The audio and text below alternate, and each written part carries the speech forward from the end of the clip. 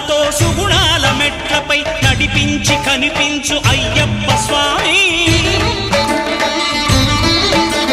మకర సంక్రాంతి సజ్జోతివై అరుదెంచి మహిమలను చూపించు మణికంఠ స్వామి. కర్మబంధము బాపు ధర్మశాస్త్ర కలిభీతి తొలగించు భూతాధినేత.